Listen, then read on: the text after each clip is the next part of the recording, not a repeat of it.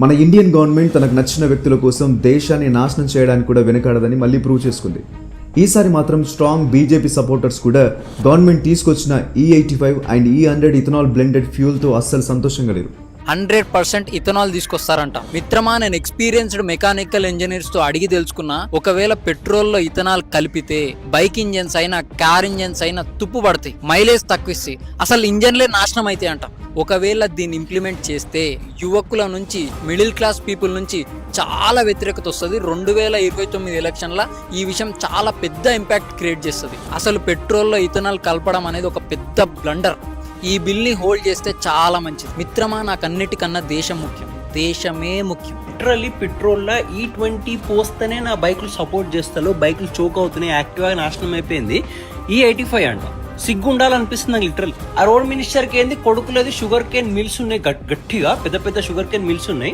ఆ sugar cane mills లో profit ఎత్తాలి, మాక్సిమం ప్రాఫిట్ ఎత్తాలి. కాబట్టి ఇప్పుడు ఇథనాల్ ఇదంతా నితిన్ గడ్కరీ కోసం, అతని కొడుకుల ఇథనాల్ మ్యానుఫ్యాక్చరింగ్ కంపెనీల కోసమే చేస్తున్నారని పబ్లిక్ చాలా సీరియస్ గా ఉన్నారు. లాస్ట్ ఇయర్ E20 పెట్రోల్ ను తీసుకొచ్చినప్పుడు కూడా ఇలాగే జనాలు తమ బైక్స్ అండ్ కార్స్ మైలేజ్ పడిపోయిందని, అలాగే ఇంజిన్ తో పాటు చాలా వెహికల్ పార్ట్స్ డ్యామేజ్ అవుతున్నాయని మొత్తుకున్నారు. కానీ గవర్నమెంట్ మాత్రం ఎవ్వడి బాధను పట్టించుకోకుండా, కనీసం పెట్రోల్ బంక్స్ లో వేరే ఆప్షన్ లేకుండా, అంటే E20తో పాటు 100% ప్యూర్ పెట్రోల్ కూడా దొరికే ఆప్షనే లేకుండా, కొట్టించుకుంటే మేము తెచ్చిన E20 కొట్టించుకోండి, లేదంటే మానేయండి అన్నట్టుగా E20ని ప్రతి బంక్స్ లో మ్యాండేట్ అంటే తప్పనిసరి చేశారు. 2023 కన్నా ముందు తయారైన వెహికల్స్ E20 ఫ్యూల్ మూలంగా చాలా డ్యామేజ్ అవుతాయని తెలిసిన ఈ నిర్ణయం తీసుకుంది ప్రభుత్వం. ఒక్కడి కోసం 140 కోట్ల ప్రజలకు అన్యాయం చేస్తున్నారని పబ్లిక్ చాలా సీరియస్ గా ఉన్నారు. E20 తలనొప్పి అనుకుంటే ఇప్పుడు ఏకంగా E85 అండ్ E100 కూడా తీసుకురాబోతున్నారు. అసలు దీన్ని చూస్తే నాకు ఒక మీమ్ గుర్తొస్తుంది.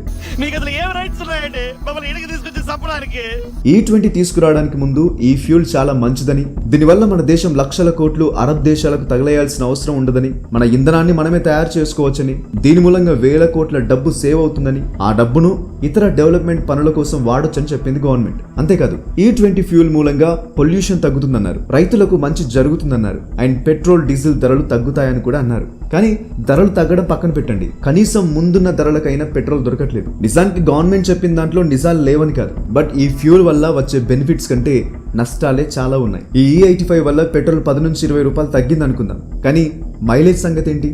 పెట్రోల్ ట్యాంక్ తుప్పు పడుతుంది, దాని సంగతి ఏంటి? వెహికల్ బాడీ పార్ట్స్ డ్యామేజ్ అవుతాయి, వాటి సంగతి ఏంటి? అంటే ఒక 20 రూపాయల డిస్కౌంట్ కోసం బైక్ లైఫ్ స్పాన్ ను రిస్క్ చేస్తున్నాం.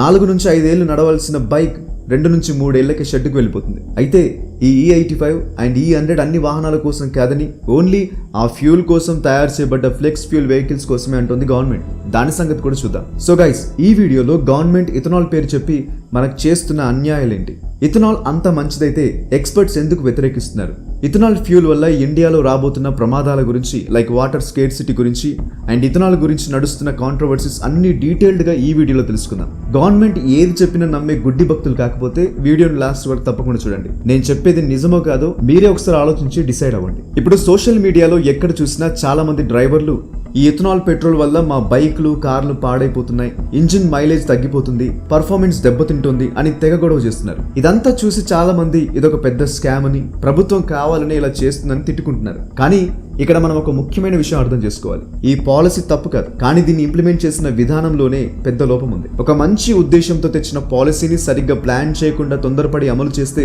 ఎలాంటి సమస్యలు వస్తాయో చెప్పడానికి ఈ ఇథనాల్ పాలసీ ఒక క్లాసిక్ ఎగ్జాంపుల్. నిజానికి ఈ ఇథనాల్ పాలసీ మన దేశంలో 2030 వరకు పూర్తి స్థాయిలో తీసుకురావాలని అనుకున్నారు. కానీ గవర్నమెంట్ దీన్ని 5 ఏళ్ల ముందే, అంటే 2025లోనే అమలు చేసేసింది.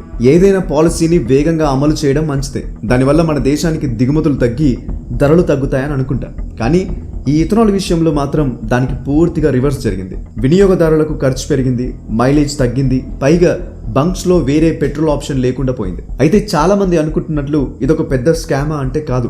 ఎందుకంటే ప్రపంచంలో ఇథనాల్ బ్లెండింగ్ వాడుతున్న ఏకైక దేశం ఇండియా మాత్రమే కాదు. America, Brazil, Germany, France, Canada, Thailand లాంటి ఎన్నో దేశాలు ఎప్పటి నుంచో ఈ ఇథనాల్ కలిపిన ఇంధనాన్ని వాడుతున్నాయి. మరి అన్ని దేశాల్లో సక్సెస్ అయిన ఈ పాలసీ మన దేశంలోని ఎందుకిన్ని సమస్యలు తెచ్చిపెడుతోంది? దేశానికి డబ్బులు ఆదా చేయాల్సిన ఈ పాలసీ కామన్ పీపుల్ ని దోచుకుంటుంది, ప్రజల వాహనాలను పాడు చేస్తుంది. అసలు ఇథనాల్ బ్లెండింగ్ అంటే ఏంటి? చాలా సింపుల్. పెట్రోల్లో ఇథనాల్ ని కలపడమే ఇథనాల్ బ్లెండింగ్. ఉదాహరణకు 100 లీటర్ల ఇంధనంలో 10 లీటర్ల ఇథనాల్ కలిపితే అది E10 పెట్రోల్ అవుతుంది. అదే 20 లీటర్స్ ఇథనాల్ కలిపితే అది E20 పెట్రోల్ అవుతుంది. ఇథనాల్ కూడా మండే స్వభావం ఉన్న ఇంధనమే కాబట్టి దీన్ని కార్లు, బైక్లలో వాడొచ్చు. ఈ E20 పాలసీని తీసుకురావడానికి గవర్నమెంట్ దగ్గర 4 ముఖ్యమైన రీజన్స్ ఉన్నాయి. మొదటిది, ఇండియా తనకు కావాల్సిన ఆయిల్లో దాదాపు 85% కంటే ఎక్కువ వేరే దేశాల నుండి దిగుమతి చేసుకుంటుంది. దీనికోసం మనం బిలియన్ల కొద్ది డాలర్లు ఖర్చు పెడుతున్నాం. 2025లోనే మన దేశం ఆయిల్ దిగుమతుల కోసం ఏకంగా $137 బిలియన్ ఖర్చు చేసింది. అంటే దాదాపు 11,80,000 కోట్లు. ఒకవేళ మనం 10% ఇథనాల్ కలిపితే దాదాపు 1,18,000 కోట్లు సేవ్ అవుతాయి. అదే 20% ఇథనాల్ కలిపితే ఏకంగా 2,40,000 కోట్లు ఫారెన్ ఎక్స్చేంజ్ డబ్బు సేవ్ అవుతుంది. రెండవది, దీనివల్ల మన దేశ రైతుల ఆదాయం పెరుగుతుంది. ఇథనాల్ ని చెరుకు, వరి, మొక్కజొన్న లాంటి పంటల నుండి తయారు చేస్తారు. మన దేశంలో ప్రతి సంవత్సరం చెరుకు పంట చాలా ఎక్కువగా పండుతుంది. ఈ అదనపు పంటను ఇథనాల్ ఫ్యాక్టరీలు కొనుగోలు చేయడం వల్ల రైతులకు మంచి లాభాలు వస్తాయి. మూడవది, ఇథనాల్ అనేది పెట్రోల్ కంటే చాలా స్వచ్ఛంగా మండుతుంది. దీనివల్ల కార్బన్ వల్ల కలిగే పొల్యూషన్ కంట్రోల్ అవుతుంది. దాంతో ఇది మన దేశ క్లైమేట్ చేంజ్ గోల్స్ చేరుకోవడానికి సహాయపడుతుంది. నాలుగవది, ఇథనాల్ ని మన దేశంలోనే తయారు చేసుకోవచ్చు కాబట్టి సౌదీ అరేబియా, UAE లాంటి ఆయిల్ ఎగుమతి చేసే దేశాలపై మనం ఆధారపడడం తగ్గుతుంది. బ్రెజిల్, అమెరికా లాంటి దేశాలు కూడా ఇదే కారణంతో తమ అగ్రికల్చర్ ద్వారా అదనంగా పండిన పంటను వాడుకుంటూ ఇథనాల్ బ్లెండింగ్ ని బాగా డెవలప్ చేశాయి. మరి ఇంత మంచి విజన్ ఉన్న ఈ ఇథనాల్ పాలసీ మీద మన దేశంలో ఎందుకింత వ్యతిరేకత వస్తుంది? ఇక్కడే ప్రభుత్వం చేసిన కొన్ని ఎగ్జిక్యూషన్ లోపాలు బయటపడ్డాయి. అందులో మొదటి లోపం కంపాటబిలిటీ గ్యాప్. దీన్ని అర్థం చేసుకోవాలంటే మనకు కెలోరిఫిక్ వాల్యూ గురించి తెలియాలి. అంటే 1 లీటర్ ఇంధనాన్ని మండిస్తే ఎంత ఎనర్జీ వస్తుంది అనేదే కెలోరిఫిక్ వాల్యూ.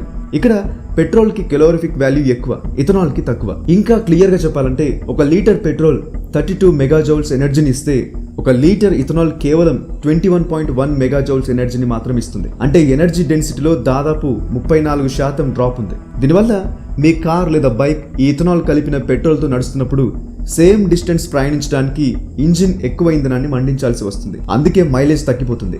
నీతి ఆయోగ్ డాక్యుమెంట్ ప్రకారం సాధారణ పెట్రోల్ కోసం డిజైన్ చేసిన కార్లలో ఈ E20 పెట్రోల్ వాడితే మైలేజ్ 6 నుంచి 7% తగ్గుతుంది. అలాగే బైక్లలో 3 నుంచి 4% మైలేజ్ తగ్గుతుంది. దీన్ని సింపుల్ గా చెప్పాలంటే మీ కార్ నార్మల్ పెట్రోల్ తో లీటర్ కి 15 కిలోమీటర్ల మైలేజ్ ఇస్తే E20 పెట్రోల్ తో అది 14.1 కిలోమీటర్లకు పడిపోతుంది. అంటే ప్రతి 1000 కిలోమీటర్లు తిరగడానికి మీకు నార్మల్ పెట్రోల్ 67 లీటర్లు పడితే E20 పెట్రోల్ అయితే 71 లీటర్లు పడుతుంది. అంటే 4 లీటర్ల పెట్రోల్ అదనంగా కావాలి. లీటర్ పెట్రోల్ ధర ₹100 అనుకుంటే ప్రతి 1000 కిలోమీటర్ల ప్రయాణానికి మీ జేబు నుండి ₹400 అదనంగా ఖర్చు అవుతుంది. అందుకే నీతి ఆయోగ్ ఏం చెప్పిందంటే ఈ మైలేజ్ లాస్ ని కవర్ చేయడానికి ఇథనాల్ కలిపిన పెట్రోల్ ధరలను తగ్గించి అమ్మాలని సజెస్ట్ చేసింది. కానీ మన దగ్గర ప్రాక్టికల్ గా పెట్రోల్ ధరలు అస్సలు తగ్గలేదు. మనం పెట్రోల్ రేట్ కంటే దానిపై ఉన్న వ్యాట్, ఎక్సైజ్ డ్యూటీ లాంటి ట్యాక్సెస్ కే ఎక్కువ ఖర్చు పెడుతున్నాం. ఇక్కడ మైలేజ్ ఏమో తగ్గింది, కానీ రేట్లు మాత్రం తగ్గకపోవడమే ప్రజలకు కోపం తెప్పించింది. ఇక రెండో సమస్య ఏంటంటే మన రోడ్ల మీద ఉన్న అన్ని వాహనాలు ఈ ఇథనాల్ పెట్రోల్ ని తట్టుకునేలా తయారు కాలేదు. ఒక ఇనుప రాడ్ ని వర్షంలో వదిలేస్తే అది ఎలా తుప్పు పడుతుందో ఇథనాల్ కూడా కార్ ఇంజన్ లోపల అలాగే పనిచేస్తుంది. ఇథనాల్ ఎయిర్ లోని తేమను చాలా త్వరగా లాగేసుకుంటుంది. దీనివల్ల నెమ్మదిగా కార్లోని ఫ్యూయల్ సిస్టమ్ తుప్పుపట్టిపోతుంది. రబ్బర్ పైపులు పగిలిపోతాయి, సీల్స్ గట్టిపడిపోతాయి, ఫ్యూయల్ పంపులు పాడైపోతాయి. దీన్ని మార్చడం అంటే ఏదో సాఫ్ట్వేర్ అప్డేట్ చేసినంత ఈజీ కాదు. ఇంజిన్ లో స్ట్రాంగ్ పంపులు, పెద్ద ఇంజెక్టర్లు, ఇథనాల్ ని తట్టుకునే పైపులు వాడాలి.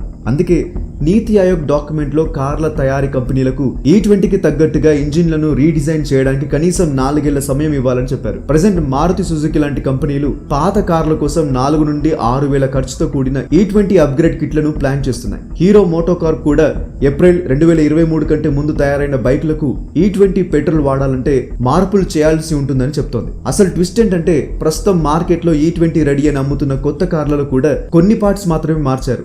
కానీ వాటి ఇంజిన్లు ఇంకా E10 పెట్రోల్ కి తగ్గట్టే ట్యూన్ అయి ఉన్నాయి. అంటే పాలసీ అయితే వేగంగా అమలైపోయింది, కానీ దానికి తగ్గట్టుగా మన ఆటోమొబైల్ ఇండస్ట్రీ ఇంకా అప్డేట్ అవ్వలేదు. ఇక మూడో లోపం ఏంటంటే ఫుడ్ వర్సెస్ ఫ్యూల్ సమస్య. ఇథనాల్ ని చెరుకు, మొక్కజొన్న, బియ్యం లాంటి ఆహార పంటల నుంచి తయారు చేస్తారని మనకు తెలుసు. గవర్నమెంట్ ఏమని చెప్తుందంటే కేవలం మిగిలిపోయిన అదనపు ధాన్యాన్ని లేదా తినడానికి పనికిరాని పాడైపోయిన పంటలను మాత్రమే ఇథనాల్ తయారీకి వాడుతున్నామని అధికారికంగా ప్రకటించింది. కానీ గ్రౌండ్ రియాలిటీ చూస్తే కథ వేరేలా ఉంది. 2023 నుంచి 24లో మొక్కజొన్న ఆధారిత ఇథనాల్ ఉత్పత్తి ఏకంగా 42% పెరిగింది. కానీ అదే 2023లో ఇండియాలో మొక్కజొన్న పంట 5 మిలియన్ టన్నుల కొరతను ఎదుర్కొంది. ఎందుకంటే రైతులు ఆహార మార్కెట్లో అమ్మడం కంటే ఎక్కువ డిమాండ్ మరియు మంచి ధర ఇస్తున్న ఇథనాల్ కంపెనీలకే తమ పంటలను అమ్మేశారు. దీని ఎఫెక్ట్ ఎంత దారుణంగా పడిందంటే, ఒకప్పుడు బంగ్లాదేశ్, నేపాల్, మలేషియా, వియత్నాం లాంటి దేశాలకు మొక్కజొన్నను ఎగుమతి చేసిన మన ఇండియా 2024లో తన సొంత అవసరాల కోసం ఏకంగా 0.9 మిలియన్ టన్నుల మొక్కజొన్నను వేరే దేశాల నుండి దిగుమతి చేసుకోవాల్సి వచ్చింది. ఇది గతం కంటే 7,940% భారీ పెరుగుదల. అంటే ఇథనాల్ డిమాండ్ పెరిగే కొద్దీ అది మన ఆహార సరఫరాపై దెబ్బ కొడుతుంది. Present E85 and E100 blended fuel తీసుకొచ్చారు కాబట్టి ఇంకా దాని ఎఫెక్ట్ చాలా భయంకరంగా ఉండబోతుందని ఎక్స్పర్ట్స్ అంటున్నారు. ఒకవేళ ఈ పాలసీని అనుకున్నట్లుగా 2030 కల్లా మెల్లిమెల్లిగా అమలు చేస్తుంటే ఈ సమస్య వచ్చేదే కాదు. కానీ మార్కెట్లో ఒక్కసారిగా డిమాండ్ పెంచడం వల్ల పంట ధరలు పెరిగి తక్కువ ధరకు ఇంధనం అందించాలనే అసలు ఉద్దేశమే దెబ్బతింటోంది. ఇది మూడవ పెద్ద లోపం. ఇక నాలుగవ సమస్య ఇన్సూరెన్స్ కంపెనీలతో వచ్చింది. ఈ E20 పెట్రోల్ మార్కెట్ లోకి రాగానే ముఖ్య ఇన్సూరెన్స్ కంపెనీ ఎకో ఒక షాకింగ్ స్టేట్మెంట్ ఇచ్చింది. మీ వాహనాలకి నిర్దేశించిన ఇంధనం కాకుండా తప్పుడు ఇంధనాన్ని వాడటం వల్ల ఇంజిన్ పాడైతే ఇన్సూరెన్స్ క్లెయిమ్ రాదని. ఇది గ్రాస్ నెగ్లిజెన్స్ లేదా తీవ్రమైన నిర్లక్ష్యం కిందికి వస్తుందని పబ్లిక్ గా ప్రకటించింది. అంటే గవర్నమెంట్ అధికారికంగా మార్కెట్ లోకి తెచ్చిన పెట్రోల్ ని వాడుకుంటే ఒకవేళ ఇంజన్ పాడైతే ఆ రిపేర్ ఖర్చు అంతా వినియోగదారుడే భరించాలన్నమాట. ఇది వాహనదారులకు ఒక పెద్ద పీడకల్లాగా మారిపోయింది. ఒకవైపు ఎక్కువ ఖర్చు, మరోవైపు ఇంజిన్ పాడయ్యే రిస్క్, ఇంకొక వైపు ఇన్సూరెన్స్ కూడా రాదనే భయం. దీంతో పాటు ఇథనాల్ తయారీలో మరొక పెద్ద సమస్య ఉంది. అదే నీటి సమస్య. మహారాష్ట్ర, ఉత్తరప్రదేశ్ లాంటి స్టేట్స్ లో ఇప్పటికే నీటి కొరత ఉంది. చెరుకు నుండి 1 లీటర్ ఇథనాల్ తయారు చేయడానికి ఏకంగా 3,630 లీటర్ల నీరు కావాలి. అదే మొక్కజొన్న నుండి 1 లీటర్ ఇథనాల్ కి 4,670 లీటర్ల నీరు అవసరం అవుతుంది. మన దేశ పెట్రోల్ వినియోగానికి తగ్గట్టుగా 20% బ్లెండింగ్ చేయాలంటే దాదాపు 10.16 బిలియన్ లీటర్ల ఇథనాల్ కావాలి. దీనికోసం వాడే పంటలన్నీ ఎక్కువ నీటిని తాగేసే పంటలే. బెంగళూరు లాంటి నగరాల్లో ఇప్పటికే తాగునీటికి ఇబ్బందులు పడుతున్న సమయంలో ఇంత భారీ మొత్తంలో నీటిని ఇంధనం కోసం వాడటం ఎంతవరకు కరెక్ట్ అనేది మీరే ఆలోచించుకోవాలి. E20కి అంత నీరు అవసరపడితే ఇప్పుడు ఏకంగా E85 అండ్ E100కి ఎంత వాటర్ కావాలో ఒక్కసారి ఆలోచించండి. మరి ఇంత పెద్ద సమస్యకు పరిష్కారం ఏంటి? దీనికోసం మనం బ్రెజిల్, చైనా దేశాల నుండి నేర్చుకోవాలి. నిజానికి మనం ఈ ఇథనాల్ బ్లెండింగ్ ఐడియాని బ్రెజిల్ నుంచే తీసుకున్నాం. కానీ బ్రెజిల్ దీన్ని చాలా స్మార్ట్ గా ఎవరికి ఇబ్బంది లేకుండా అమలు చేసింది. ఈ రోజు బ్రెజిల్లో ప్రతి లీటర్ పెట్రోల్లో కనీసం 27% ఇథనాల్ ఉంటుంది. కానీ అక్కడ అసలు గేమ్ చేంజర్ ఏంటంటే ఆ దేశంలో ఉన్న 80% కంటే ఎక్కువ వాహనాలు ఫ్లెక్స్ ఫ్యూల్ వెహికల్సే. అంటే వాహనదారుడు పెట్రోల్ బంక్ కి వెళ్ళినప్పుడు తన ఇష్టం వచ్చినట్లు పెట్రోల్ అయినా కొట్టించుకోవచ్చు, ఇథనాల్ అయినా కొట్టించుకోవచ్చు, లేదా రెండింటిని కలిపైన కొట్టించుకోవచ్చు. వాళ్ళ ఇంజిన్లు అన్ని రకాల కాంబినేషన్లు తట్టుకునేలా డిజైన్ చేయబడ్డాయి. ఆ రోజు ఏ ఫ్యూల్ తక్కువ ధరకు దొరికితే రైడర్లు దాన్నే కొట్టించుకునే ఆప్షన్ ఉంది వారికి. ఈ విధానం వల్ల అక్కడ ప్రపంచంలోనే most successful biofuel eco system తయారైంది. బ్రెజిల్ ఇదంతా ఒకే రోజులో చేయలేదు. వాళ్ళు 1970లలో E10తో మొదలుపెట్టి దాదాపు 40 ఏళ్ల పాటు మెల్లిమెల్లిగా పెంచుకుంటూ ఈ రోజు E27కి చేరుకున్నారు. దీనివల్ల వాళ్ళు విదేశీ ఆయిల్ పై ఆధారపడటాన్ని పూర్తిగా తగ్గించుకోగలిగారు. కాబట్టి ఇండియా నేర్చుకోవాల్సిన లెసన్ చాలా క్లియర్ గా కనబడుతుంది. ఈ ఇథనాల్ పాలసీ టైం లైన్ ను 2030 వరకు పొడిగించాలి. ఒకేసారి దూసుకుపోకుండా స్టెప్ బై స్టెప్ అమలు చేయాలి. మొదట E10ని పటిష్టం చేసి ఆ తర్వాత మెల్లిగా 2030 కల్లా E20కి వెళ్ళాలి. నీతి ఆయోగ్ చెప్పినట్లుగా మన దేశ ఆటోమొబైల్ కంపెనీలకు ఇంజిన్లను రెడీ చేయడానికి ఆ 4 ఏళ్ల టైంని ఖచ్చితంగా ఇవ్వాలి. లేదంటే ప్రజల నుండి తీవ్ర వ్యతిరేకత వచ్చి పాలసీని వెనక్కి తీసుకోవాల్సి వస్తుంది. అప్పుడు అసలు పర్పసే దెబ్బతింటుంది కదా. ఇలా చేయడం వల్ల కంపాటబిలిటీ సమస్య తీరుతుంది. ఇన్సూరెన్స్ కంపెనీల భయాలు కూడా పోతాయి. సక్సెస్ అంటే కేవలం బయోఫ్యూల్ తయారు చేయడం మాత్రమే కాదు, వినియోగదారులకు సరైన ఆప్షన్స్ ఇవ్వడం మరియు సప్లై చైన్ దెబ్బతినకుండా చూసుకోవడం. రెండవ పరిష్కారం ఇండియా 1G ఇథనాల్ నుండి 2G ఇథనాల్ వైపు మారాలి. 1G ఇథనాల్ అంటే మనం తినే ఆహార పంటలైన చెరుకు, మొక్కజొన్న నుండి చేసేది. అదే 2G ఇథనాల్ అంటే పంట వ్యర్థాలు, వ్యవసాయ వేస్ట్ అయిన వరిగడ్డి, పొట్టు, చెరుకు పిప్పి లాంటి వాటి నుండి తయారు చేస్తారు. దీనివల్ల ఆహార సరఫరాకు ఎలాంటి ప్రాబ్లం ఉండదు. పైగా తగలబెట్టేసే వ్యర్థాలను వాడుకోవడం వల్ల పొల్యూషన్ ఇంకా తగ్గుతుంది. ఈ 2G ఇథనాల్ ని గనక మనం సరిగ్గా వాడగలిగితే, ఒకవేళ గవర్నమెంట్ ట్యాక్సులు కూడా తగ్గిస్తే లీటర్ ఫ్యూల్ కేవలం 30 రూపాయలకి అందించే అవకాశం ఉంటుంది. కాకపోతే ప్రస్తుతం ఈ 2G ఇథనాల్ టెక్నాలజీ ఇంకా పూర్తి స్థాయిలో అందుబాటులోకి రాలేదు. కాబట్టి ముందు ఆ టెక్నాలజీని మనం సాధించాలి. మూడవది, ప్రస్తుతం మార్కెట్లో వినియోగదారులకు E10, E20, E85 and E100 petrol మధ్య ఎంచుకునే చాయిస్ ఇవ్వాలి. ఒకవేళ ఎవరికైనా ఇథనాల్ సెట్ అవ్వకపోతే వాళ్ళు నార్మల్ పెట్రోల్ కొట్టించుకుని వెళ్ళిపోయేలా ఉండాలి. E85 అండ్ E100 లకు ఆ ఆప్షన్ ఉంటుందని అంటున్నారు. చూడాలి మరి. అలా కాకుండా ఎకో సిస్టమ్ రెడీ కాకముందే అందరిపైన ఇథనాల్ ని బలవంతంగా రుద్దితే గవర్నమెంట్ పై ప్రజలకున్న నమ్మకం పోతుంది. సో లాస్ట్ గా నేను చెప్పే ఇంపార్టెంట్ థింగ్ ఏంటంటే గవర్నమెంట్ ఏ పాలసీ తెచ్చినా దానికి సంబంధించిన పూర్తి ఎకో సిస్టమ్ తో అంటే తయారీదారులు, కంపెనీలు, ఇన్సూరెన్స్ సంస్థలు అందరితో కలిసి పనిచేయాలి. అప్పుడే ఆ పాలసీ సక్సెస్ అవుతుంది. ఎందుకంటే ఇక్కడ ఇథనాల్ విషయంలో గవర్నమెంట్ ఉద్దేశం చాలా మంచిది. రైతుల్ని ధనవంతులు చేయాలనుంది, విదేశీ ఆయిల్ ఖర్చు తగ్గించాలనుంది, ఎన్విరాన్మెంట్ ని కాపాడాలనుంది. కానీ ఎంత మంచి ఉద్దేశం ఉన్నా దానికి సరైన ప్లానింగ్ మరియు ఎగ్జిక్యూషన్ లేకపోతే ప్రజలకు ప్రభుత్వానికి మధ్య ఉన్న నమ్మకం దెబ్బతింటుంది. సో గవర్నమెంట్ ఉద్దేశం కరెక్టే, కానీ దాన్ని ఇంప్లిమెంట్ చేసే పద్ధతి మాత్రం చాలా తొందరపాటుగా అస్తవ్యస్తంగా ఉంది. ఇథనాల్ వల్ల పెట్రోల్ ధరలు తగ్గి రైతులు బాగుపడతారా అంటే అవును, బాగుపడతారు. కానీ ఈ రోజు ధరలు తగ్గాయా అంటే లేదు, తగ్గలేదు. ఇథనాల్ బ్లెండింగ్ అనేది ఎన్విరాన్మెంట్ కి మంచిదా అంటే ఖచ్చితంగా అవును. మిగతా దేశాలు సాధించి చూపించాయి కూడా. మన నీతి ఆయోగ్ కూడా దీనికి మంచి సజెషన్స్ కూడా ఇచ్చింది. కాబట్టి ఇది ఒక పెద్ద స్కామ్ కాదు, కేవలం సరిగ్గా అమలు చేయలేని ఒక మంచి పాలసీ మాత్రమే. కాబట్టి గవర్నమెంట్ ఒక వ్యక్తి కోసమో అతని కుటుంబం కోసమో పని చేయకుండా నిజంగా ప్రజలకు మంచి చేయాలనే ఉద్దేశంతో పనిచేస్తే ఇలాంటి గొప్ప పాలసీలు ఫెయిల్ అవ్వవు. సో గైస్, చూశారు కదా, వీడియో ద్వారా కొత్త విషయాలు నేర్చుకున్నారని అనుకుంటున్నాను. ఇలాంటి మరెన్నో ఇన్డెప్త్ ఇన్ఫర్మేటివ్ వీడియోస్ కోసం ఇప్పుడే ఈ ఛానల్ను సబ్స్క్రైబ్ చేసుకోండి. మరొక ఇంట్రెస్టింగ్ టాపిక్తో నెక్స్ట్ వీడియోలో మళ్ళీ కలుద్దాం. Thank you for watching.